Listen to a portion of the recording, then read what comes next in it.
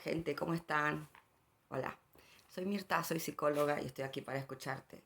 Bueno, espero que esta vez salga mejor la grabación, no puse lucecita, está de costado, espero que se me vea bien la cabeza, pero eso es estética, no importa, no hay nada que hacer con esta belleza americana. Bueno, estaba pensando primero, como dije la otra vez, hablar sobre amores tóxicos, pero después dije, no, lo voy a dejar para más adelante. Estaba pensando en varios temas y ahí me di cuenta que muchas veces uno quiere hacer algo, pero en realidad no sabe bien qué. Ahí. Y otras veces tenés idea de hacer algo, lo empezás y termina cualquier cosa. Y por ahí termina mejor, por ahí termina peor, o por ahí sigue por otro lado. Me pasó que cuando mi idea de empezar estos videos, estas charlas, era empezar con una música alegre. Y entonces la idea era empezar tipo bailando, taratata, taratata, cada día con una canción distinta, sentarme y charlar e intentar buscar algo relativo, perdón, estoy muy inquieta, algo relativo a que tuviera que ver con la canción relacionado con psicología. Bueno, pero al final la psicología se relaciona con cualquier cosa, hasta esto de dar vuelta y vuelta todo el tiempo. Y entonces empecé el primero con una musiquita divina que nunca la pudieron llegar a escuchar porque cuando pasé el video a YouTube me lo cerraron, no podía pasarlo y era por la musiquita que había puesto, lo intenté muchas veces. Digo, ¿cómo hacen los videos, youtubers que hacen, que hacen las músicas con DJ? Mi hijo me explicó, no entendí, no importa, yo no lo pude hacer. Entonces le tuve que sacar la música y quedó bastante pasable. Entonces digo, ¿qué hago? Porque yo ya había organizado un montón de cosas, cada tema con una canción distinta. Y la canción que más me gustaba para empezar el programa era una canción brasilera que dice que todo va a estar bien, que todo va a pasar, que no importa lo que pase, cantes a los gritos, que la cosa va a mejorar, la vida va a mejorar. Y eso es lo que nos mantiene vivos a veces. Sabemos que está todo mal, sabemos que viene todo complicado, sin embargo, si no tenemos esa lucecita que nos lleva de tener la esperanza de algo o tener un proyecto a muy largo plazo o un proyecto a mediano plazo, es como que no, si no tenés un proyecto, una lucecita que seguir, es como que no estás vivo. Entonces dije, bueno, lo hacemos sin música. Y después fue saliendo bastante interesante mientras estuve en casa de licencia. Y estas 2 semanas que he vuelto a trabajar estoy totalmente agotada. Y hoy hicimos un montón de cosas en casa, en la farmacia, gasté un montón de plata. Para aquí, para allá, para aquí, para allá.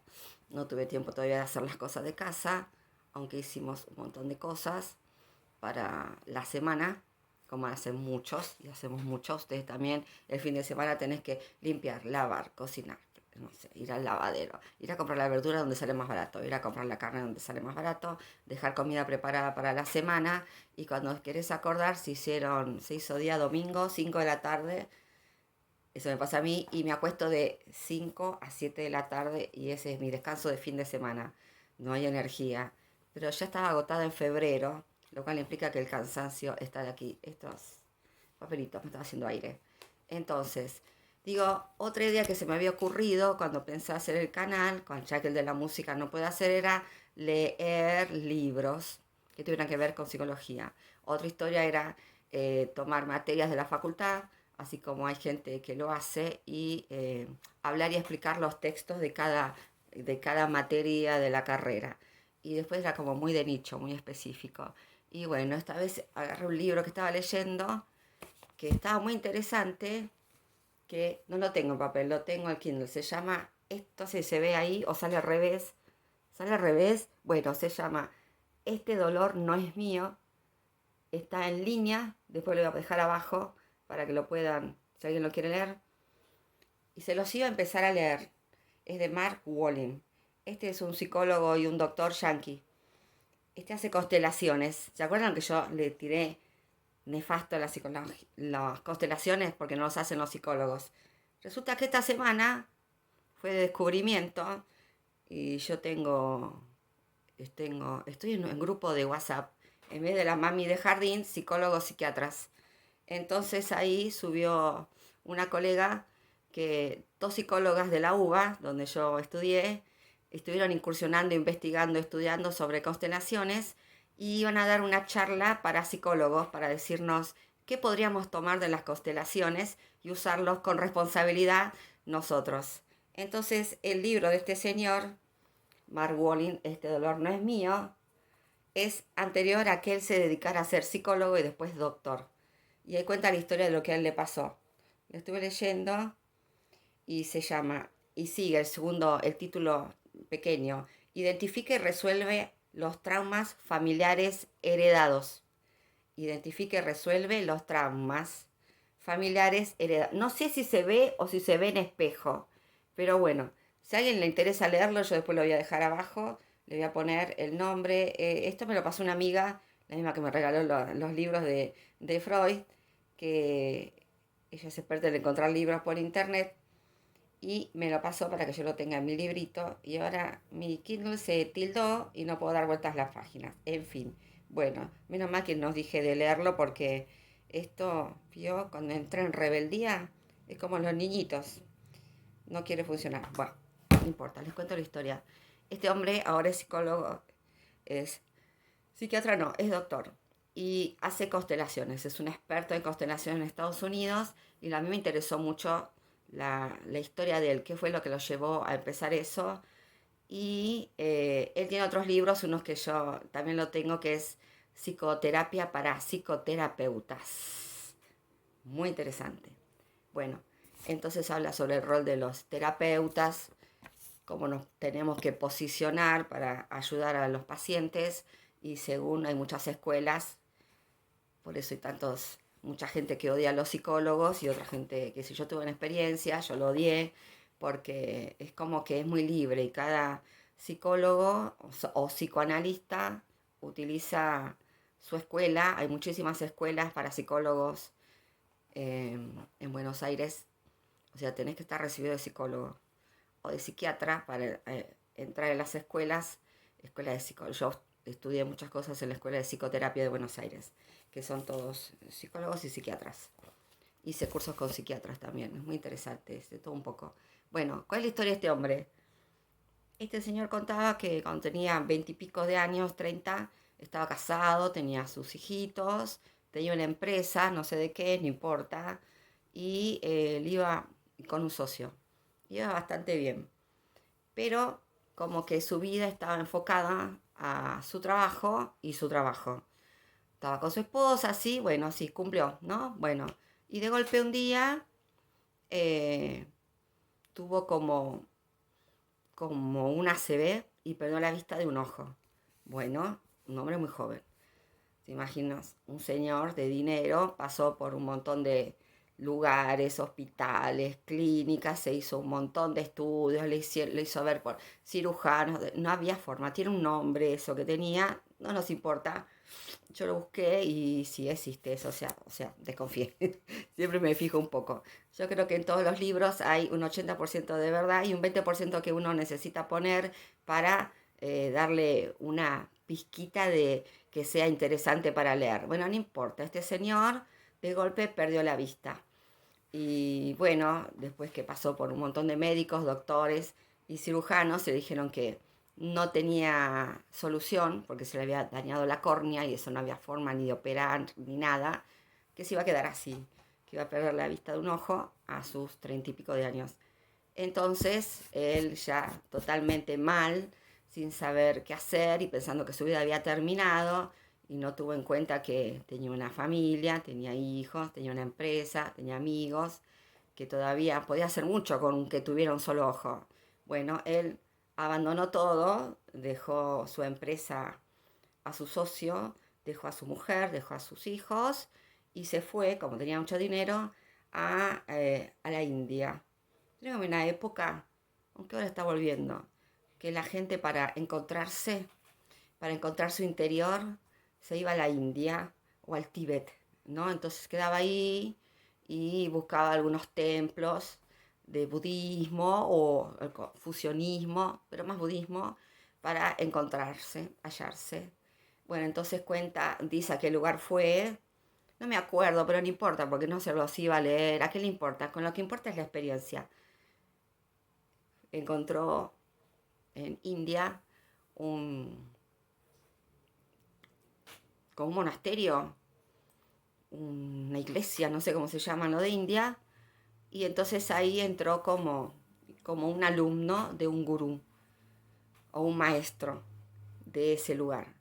Entonces, bueno, ahí entonces hace una vida muy sencilla, entonces visten con túnicas, comen un cuenco de arroz y un poco de agua, les enseñan a meditar, hacen ejercicios para bajar los nervios, bajar la ansiedad, más que nada meditar para entrar en comunión con el universo, el cosmos y encontrar la verdad. Él quería saber por qué había quedado ciego, por qué le había pasado eso a él, por qué a él le había pasado eso en su vida si él no había hecho mal a nadie. Entonces estuvo como 2 años y el maestro del templo, una vez cada tanto, recibe a sus alumnos que quieran hablar con él en forma personal, porque siempre hablaba, como la mayoría de los maestros, hablan en grupo, se dirigen a todos sus alumnos, a sus acólitos, y tiene sus 2 o 3 que son como sus segundos, que son los únicos que tienen acceso. Entonces el maestro había dicho que tal día los iba a recibir. Entonces, desde la mañana temprano, la mayoría de los alumnos empezaron a hacer como una cola, dijo él, para poder llegar a encontrarse con el maestro en forma personal y solitaria, poder hablar con él directamente y pedirle que le dijeran lo que cada uno le quería preguntar. Entonces, este hombre estuvo esperando en la cola, digamos, estuvo 2 días esperando, eh, o sea, sin comer, tomando solo agua, saliendo de la cola sola para hacer sus necesidades, hasta que al fin llegó a encontrar el esperado encuentro con su maestro. Entonces le dice su maestro, él le dice, ¿por qué a mí? Y entonces el maestro le dice, ¿y por qué no a vos? Repito, maestro, ¿por qué a mí? Y entonces el maestro le dice, ¿por qué no a vos? ¿Qué haces aquí? Vuelve a tu casa y arregla los asuntos con tus padres. Entonces este hombre estaba muy enojado, le volvió a preguntar y por tercera vez le dijo, ¿por qué no a ti? ¿Qué haces aquí? Vuelve a tu casa y arregla tus asuntos con tus padres. Entonces él se fue muy enojado, largó la túnica, se puso sus ropas occidentales, se comió una buena hamburguesa en el camino y se fue a otro país. Tíbet, que también hay muchos monasterios. No importa, por ahí se fue a otro lugar, encontró otro lugar, habló con la gente, le contaron de un maestro con muchos seguidores, muy espiritual, que hasta hacía milagros, entonces pidió poder estudiar ahí, lo aceptaron, estuvo otros 2 o 3 años meditando, ayunando. Sí cuenta que después de 4 o 5 años de estar en ese tipo de vida, aparte de que se sentía muy débil por comerla mayormente arroz y agua, había adelgazado muchísimos kilos, pero había conseguido estar más tranquilo y más en paz. Pero igual quería saber por qué la vida hizo quedarse a él sin su vista, por qué le pasaba eso a él. Entonces pasaron el tiempo, otro año, año y medio, y ese maestro los iba a recibir otra vez a los alumnos. Y dijo, bueno, esta vez sí. Entonces pasa lo mismo que la vez anterior. Desde el día anterior, los alumnos que querían hablar con él hacen como una cola, lo esperan con el ayuno hasta que al fin le llega el tiempo a él, un montón de horas más adelante, y entonces, hola maestro, quiero saber, ¿por qué a mí? Y el maestro le dijo, ¿por qué no a ti? ¿Qué haces aquí? Vuelve a tu casa y arregla tus asuntos con tus padres. Y ella exasperada le dijo, eso mismo me dijo el otro maestro en la India, me dijo lo mismo que usted. Bueno, yo te vuelvo a repetir, ¿por qué no a ti? ¿Qué haces aquí? Vuelve a tu casa y arregla los asuntos con tus padres. Bueno, ahí ya se había enojado más. Gracias por nada, faltó que le dijera. Se fue, dejó las túnicas, agarró su mochila, se vistió, se comió otra hamburguesa en el camino, voló a Estados Unidos. Entonces, ¿qué pasó? Por supuesto, El socio hizo cualquier cosa, hizo desfalcos, perdió la empresa, su esposa se cansó de esperar los 5 años sin noticias y dijo, voy a pedir el divorcio. Entonces él se volvió a su departamento de soltero a llorar su desgracia y pensando, perdí 5 años de mi vida, sigo sin ver, me quedé sin empresa, perdí a mi mejor amigo que era mi socio, me quedé sin mi esposa, mis hijos me odian porque me desaparecí y yo sigo sin ver. Entonces, estando en su casa, pensando para qué había hecho todo eso, recordó lo que le dijeron las 3 veces cada maestro. ¿Por qué no a ti? O sea, ¿por qué vos no vas a perder la vista? Tanta gente en el mundo pierde la vista, una pierna. A todos nos pasa algo. ¿Por qué vos pensás que es solamente a vos? No. A todos nos pasan cosas. Entonces, vos no sos el único pobrecito al que le pasó algo. No. ¿Por qué no a vos? La respuesta es esa. ¿Por qué a vos no te va a pasar eso? ¿Quién sos vos para que a vos no te pase lo que te está pasando, que es tan doloroso y te duele? ¿Por qué no te va a pasar a vos? ¿Quién sos? ¿Dios? No. Sos un humano como cualquiera. Entonces te van a pasar eso y muchas cosas. Entonces, primero, entender eso. Y segundo, lo más importante que a él le quedó como picando, arregla tus asuntos con tus padres. Y entonces ahí él recordó que siempre tuvo como una relación muy fría y distante con sus padres, especialmente con su madre, que él se daba cuenta que aunque su madre muchas veces cuando él iba a visitar una vez cada año, era muy cariñosa y él como que no podía recibir ese cariño de ella. Entonces dijo, bueno, ya perdí todo, no me cuesta nada probar e ir a ver a mis padres a ver qué pasa. Bueno, lo voy a intentar. Entonces se viaja hasta el pueblo donde vivía, donde era su casa, donde él había nacido, y vivía su mamá nada más, una casa grande, muy linda, y su papá, ellos se habían divorciado hace muchos años y vivía en un lugar cercano, pero en una casita, ¿no? Bueno, entonces va a la casa de la madre y su madre cuando lo ve se emociona, llora, lo abraza con mucho cariño. Al fin, tantos años que no viene, no sabe cómo te extrañamos, estamos preocupados. Y entonces él se queda tenso. Él cuenta que siente que el cuerpo se le pone tenso, que él quisiera abrazar a la madre, recibir ese amor, pero es como que no puede. Dice, me siento el cuerpo tenso como una madera, entonces mi madre siente como ese rechazo que yo no puedo evitar y me suelta. Entonces yo le digo, no, no sé si grabo o no esto al final. Bueno, estaba contando porque se cortó como siempre. Él se pone duro, la mamá siente rechazo, lo suelta y entonces se le dice, no, seguí abrazándome porque el gurú me dijo que lo tengo que arreglar, así que yo me voy a quedar igual. Entonces él cuenta y es muy gracioso la forma en que lo cuenta, que él está, dice, me siento tieso como una madera y mi madre que me abraza y yo digo, ay, voy a explotar, no aguanto más tanto amor, no soporto su amor, quisiera pegarle una piña y sacármela de encima. Es muy gracioso como cuenta, yo le creo que eso es verdad, porque esas cosas uno las cuenta solamente cuando son verdad, esas cosas que voy a decir, ¿cómo cuenta eso? Le creo. Y después de estar la mamá, y ella decía, sigo, sí, sí, seguí, decía él. Yo me imagino una escena muy graciosa de el tipo con las caras de furia y la mamá abrazándolo diciendo, ahora me mata de una piña.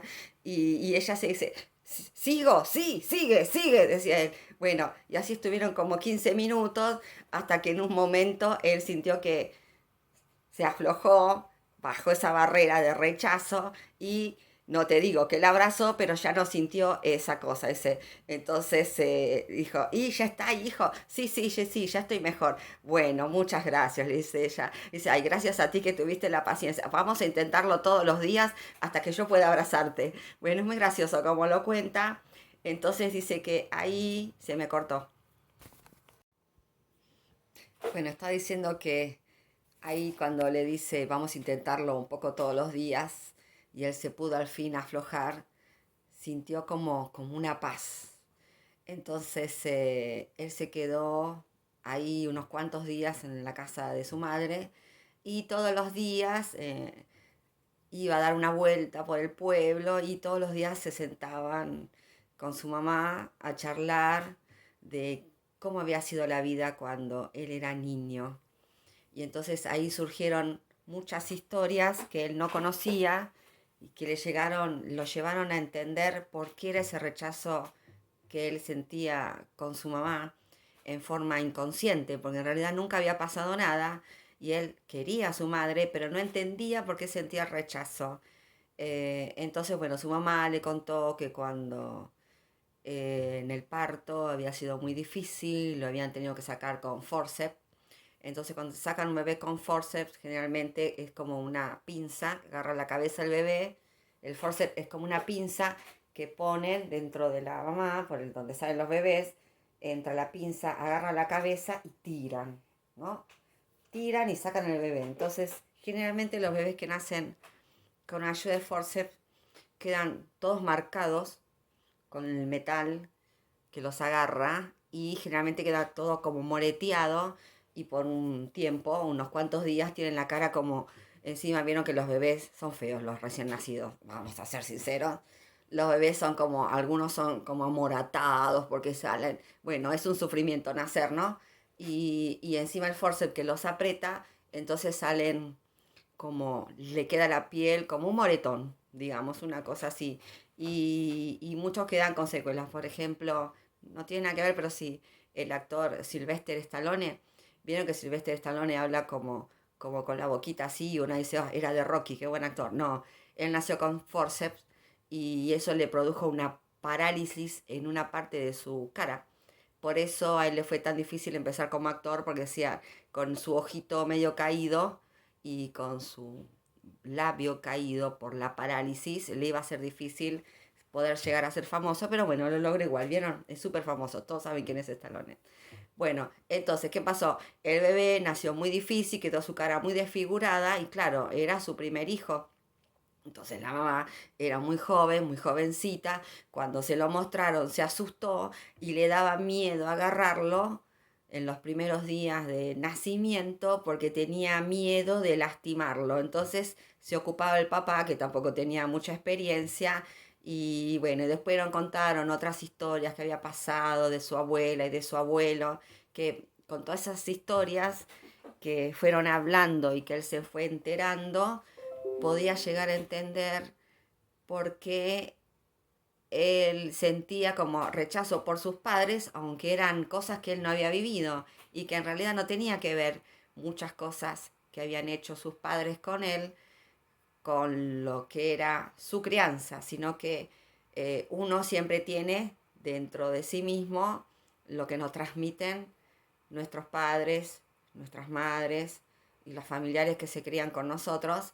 Y entonces uno va transmitiendo ciertas cosas, ciertas palabras, ciertas costumbres, a veces en forma inconsciente y no se da cuenta, a veces, ¿y por qué haces esto? Ah, no sé, siempre lo hicimos así.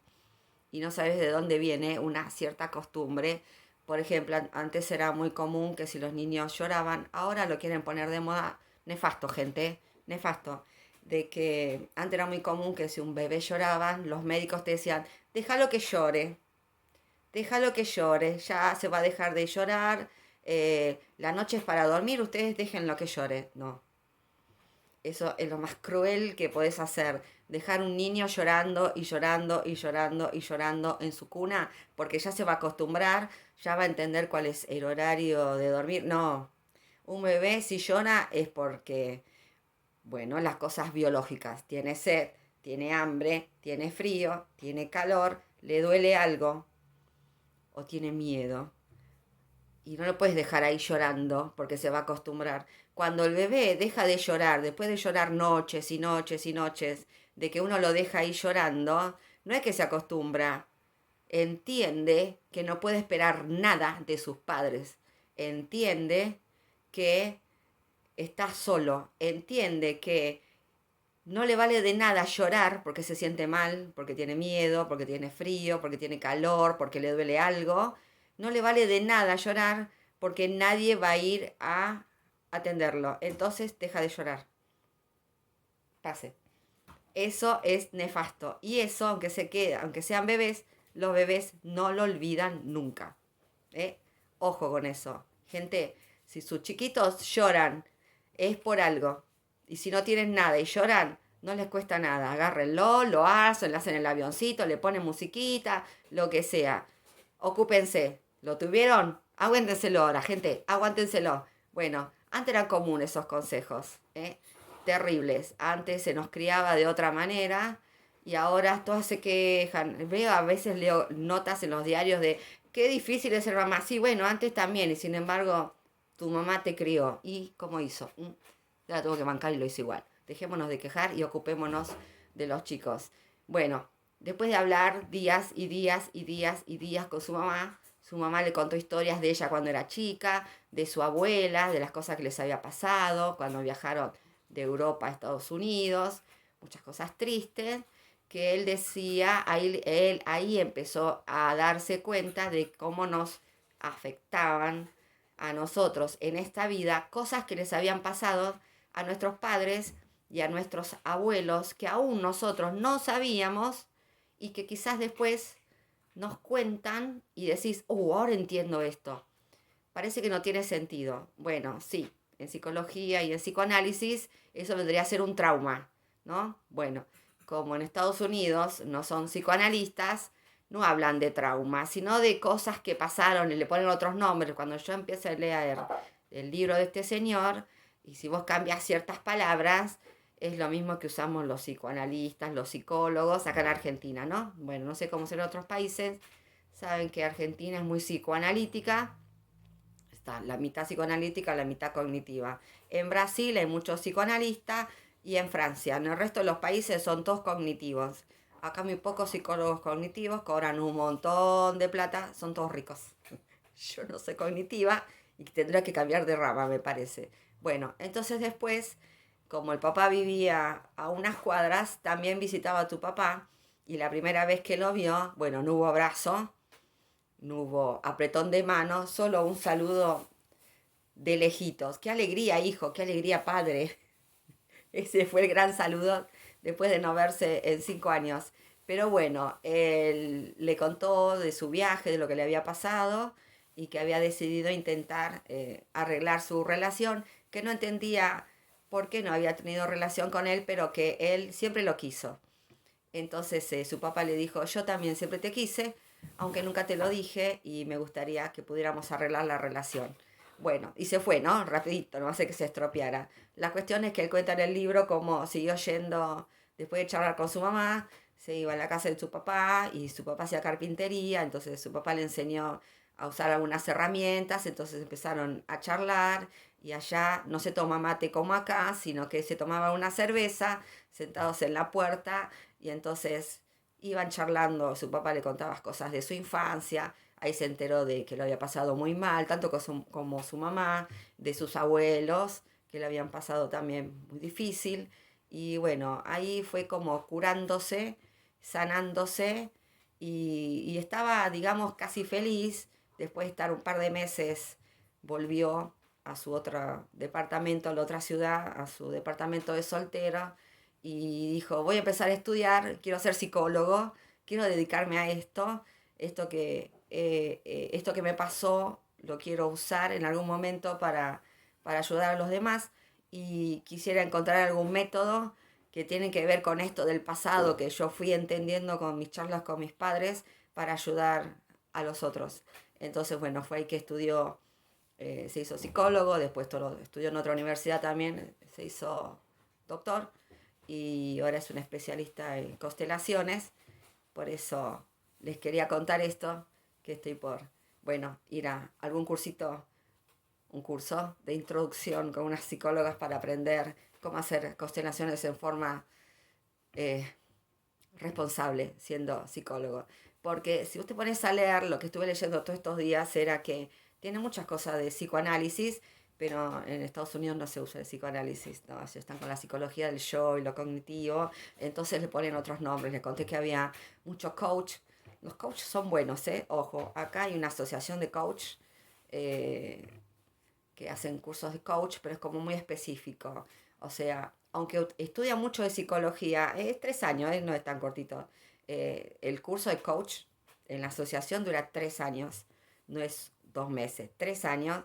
Tiene mucha psicología, está muy bueno el curso, pero, o sea, vos no puedes atender como un psicólogo o con un psicoanalista. Hay algunos que se especializan en tareas, en trabajo, en motivación, en salud, en deporte, y son muy buenos en ese tema específico. Son muy buenos, pero no son psicólogos. Son muy buenos para ese tema específico. Hay algunos muy buenos que están con psicólogos cognitivos que están para usos droga y para, ¿qué más? Para dejar de fumar. Lo que es específico funciona porque son basados en la evidencia. Yo también los cursos que hice, por eso no soy psicoanalista, soy psicoterapeuta.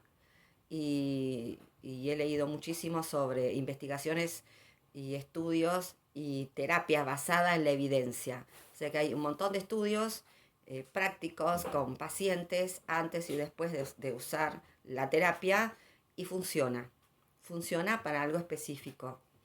Y el psicoanálisis mechado te sirve para mucho más, o sea, es más profundo para tu vida, para entender lo que te pasó. ¿Te acuerdas que yo les conté en uno que yo hice un psicoanálisis de una terapia de 10 años, porque yo tenía ganas, a mí me gustaba, quería experimentar y ahí supe que algo que había hecho siempre en forma natural, como era ponerme a hablar con la gente en la cola del colectivo, que me contaban su historia, es algo que hice desde jovencita. Siempre me gustó hablar con la gente. Yo fui enfermera muchos años, trabajé gratis en 2 hospitales de Buenos Aires, gratis. Atendí como enfermera, también estuve en el mismo hospital, un año trabajando en la farmacia, haciendo medicación, y igualmente atendía a la gente. O sea, siempre trabajé gratis en lo que es de salud. Y mi otro trabajo, que es lo que me da de vivir, es otro trabajo que no tiene nada que ver, que tiene que ver con números, que trabajo desde jovencita. Así que no terminé de leer el libro, pero lo que sigue es como una cosa más relacionada a la terapia y al psicoanalista o al psicólogo que lee el libro.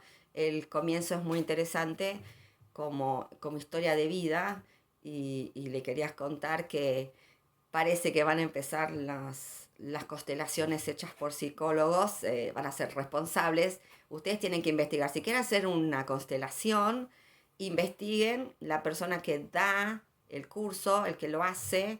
Y hay una página en el Ministerio de Salud que vos pones el nombre y apellido de la persona y te dice el título está escrito de tal día. O sea, yo una vez lo hice para probar y le puse tiqui, tiqui, tiqui, tiqui, mi nombre y mi apellido. Y sí, sale, es verdad, está ahí inscrito. Sí, está inscrito en el ministerio. Cualquier profesión relacionada a la salud, tenés que estar inscrito en el Ministerio de Salud de la Nación. Si estás inscrito ahí, podés ejercer en cualquier lugar del país. Es así, eso es legal, totalmente legal. Bueno, entonces, ¿cuál era el resumen de todo? Las constelaciones hechas por psicólogos van a empezar en Argentina, lo cual está muy bueno. Otra cosa, el tema era que a veces uno tiene ganas de hacer algo, no sabes muy bien qué, después al fin te decidís, tenés todo organizado, algo te corta todo, lo tenés que cambiar y después ves que no va y lo vuelves a cambiar. Pero no importa, yo te digo, les digo, yo pensé, no grabo más, no hago más nada. ¿Saben por qué? Primero porque estaba cansada. El último video que hice me pareció un asco, no me gustó, estaba muy dispersa, pero tenía ganas de contar lo que conté. Quizás no lo conté muy bien, pero estaba como muy dispersa porque había tenido una semana de mala salud y no estaba como muy, no sé, me salió medio disperso. Me dijo una persona a quien quiero mucho, un asco tu video. Yo también te quiero, le dije. Gracias por la sinceridad. Y después lo vi otra vez y digo, no me gustó, pero me gustó, pero no me gustó. No está como me gusta a mí, no está divino, no está alegre, no me reí, no importa. Lo del parto estuvo simpático. Y, ¿Y cuál era la otra cosa? La otra cosa que lo que en algunos lugares se llama de una forma, acá le llamamos trauma. Entonces, lo que a veces parece que, ¿qué es lo importante de la historia? Lo importante que me llama mucho la atención, dice, arreglas tus asuntos con tus padres. Muchas veces hemos tenido una infancia difícil una juventud difícil, una vida difícil, y muchas veces nuestros padres no se comportaron como hubiéramos esperado, ya sea por ausencia, por omisión, porque hicieron algo que no nos gustó, porque hicieron lo que pudieron, gente. Con los años te das cuenta que a veces nuestros padres la pasaron igual o peor que nosotros, y a veces con sus fallas hicieron lo mejor que podían hacer en ese momento. El problema es cuando nosotros tenemos 40, 50 años y seguimos con la misma cantinela y en realidad no soltamos eso. No soltamos eso. A mí me pasó, yo no tendría que contar estas cosas, pero yo siempre cuando escribo a través de un cuentito o una historia, les cuento de algo. Voy a decir, una amiga mía que había tenido una infancia muy difícil, con un padre abusador, después que, ay, mi gata está atrás mío y me está haciendo así, está, no la ven, ahí está la cola, me saltó por la espalda. Bueno, una infancia muy difícil, padre abusivo, abusivo con la madre, abusivo con ella, en todo sentido. Pasaron los años, una juventud muy difícil, y así todo, durante 15 años, desde los 15 a los 30 años, esta persona iba todos los sábados a visitar a su padre, a su progenitor, para intentar arreglar la relación. Durante esos 15 años que fue, volvía llorando todos los sábados, pero seguía insistiendo. Quiero tener una buena relación, no tengo hermanos, quiero tener una buena relación con mi progenitor. Y volvía a ir todos los sábados. Y todos los sábados volvía llorando. Entonces su amor se iba transformando en odio y seguía yendo. Y un día hubo una situación muy desagradable cuando tenía 30, o sea, 15 años intentando llevarse bien con su padre y siempre recibía una mala contestación, un insulto, un ataque, y esa persona atacaba a su progenitor, o sea, y le decía, yo te vengo a ver a vos, lo que vos tuviste con mi madre es cosa de ustedes, yo quiero tener una buena relación, tú eres mi padre, yo no tengo hermanos. Y un día hubo una situación muy desagradable y le dijo, no te voy a ver más, no te quiero ver más, ¿qué estoy haciendo yo intentando? Yo ya estoy casada, voy a hacer mi vida. Pum, cierro, bajo la persiana.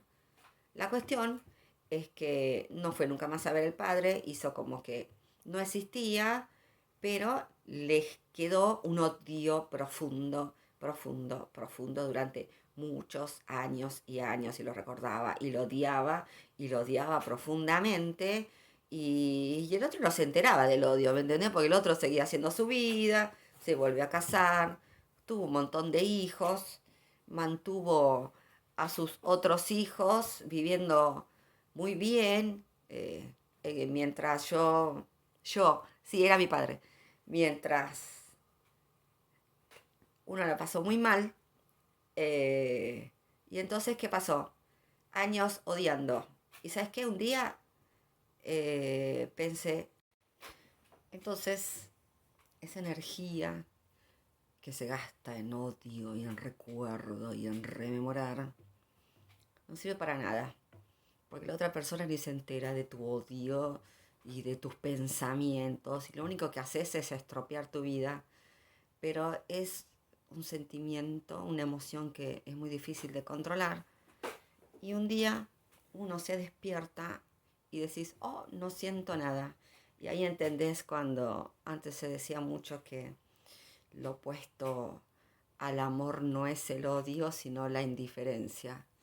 Y llegó un momento que no se sintió nada y había como una paz, diciendo, al fin, pero fueron muchos años. Y entonces cuando me tocó aconsejar o hablar con personas que estaban pasando por una situación parecida, yo decía, yo sé que es muy difícil, no importa lo que yo te diga, esos sentimientos de odio los vas a seguir teniendo aunque yo te diga lo que te diga, pero solamente te recuerdo que la otra persona ni se entera. Tendrías que intentar ir quitando ese pensamiento de tu vida, porque eso como que te va comiendo tu persona y te va amargando. Puedes usar esa energía en otra cosa. Así que, bueno, gente, este video ya se hizo muy largo. Quería contarles la historia de este señor, que las constelaciones se van a poder hacer en forma segura en un tiempito acá en la Argentina.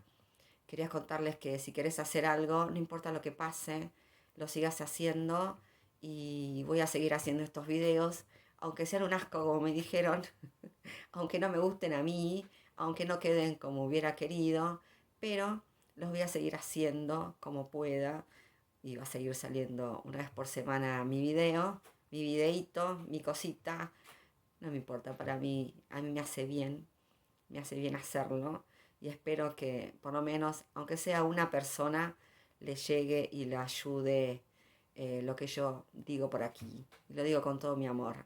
Me gusta charlar y me gusta escuchar a la gente y sigo poniendo mi oreja gratis. Lo sigo haciendo, ya voy a aprender. Bueno, entonces ya está, gente, nos dejamos así. Ya saben, soy Mirta, soy psicóloga, estoy aquí para escucharte. Fíjense en la playlist para hacer cositas para superar la angustia, la tristeza y el enojo. Y bueno, los veo la próxima semana. Besos. Adiós.